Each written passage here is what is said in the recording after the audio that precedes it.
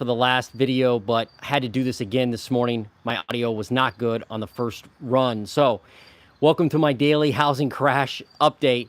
And just want to start off by giving a shout out to the folks that were affected or still are affected, obviously, from Hurricane Helene.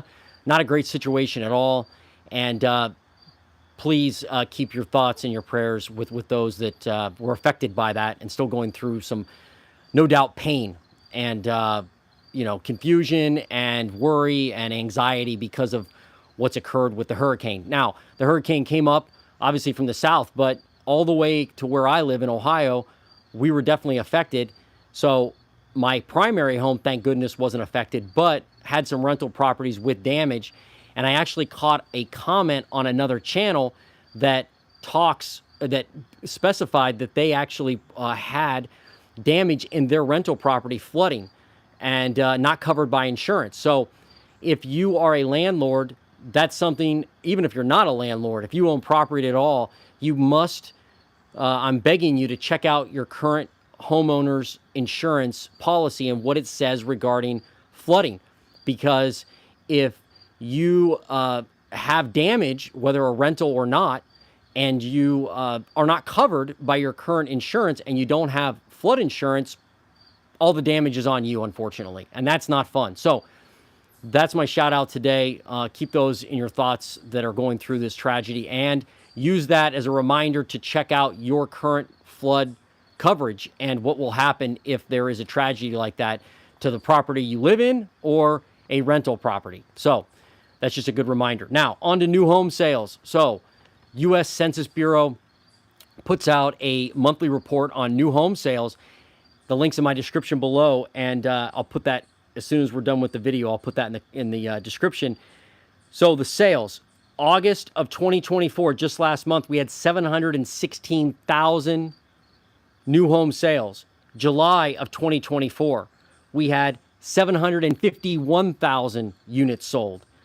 August of last year, 2023, we had 652,000 units sold. So month on month, we're actually down.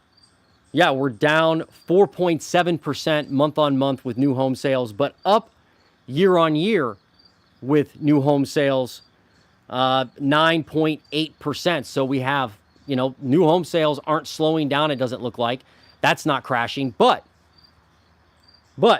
prices are certainly coming down. July of 2024, a couple months ago, we were at 429 grand. Last August, we were at 440 grand for the median new home price.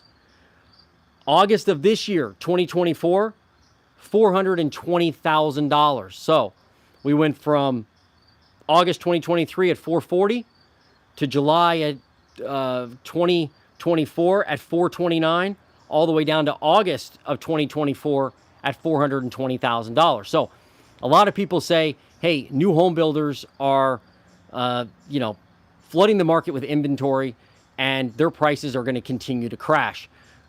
Is that true? Well, I expect the new home median price to continue to decline, mainly because home builders are building smaller houses.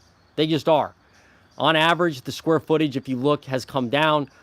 Home builders just realize that, wait a minute, people don't necessarily want to live in massive, massive houses. Number one, they're expensive. Number two, they're expensive to maintain.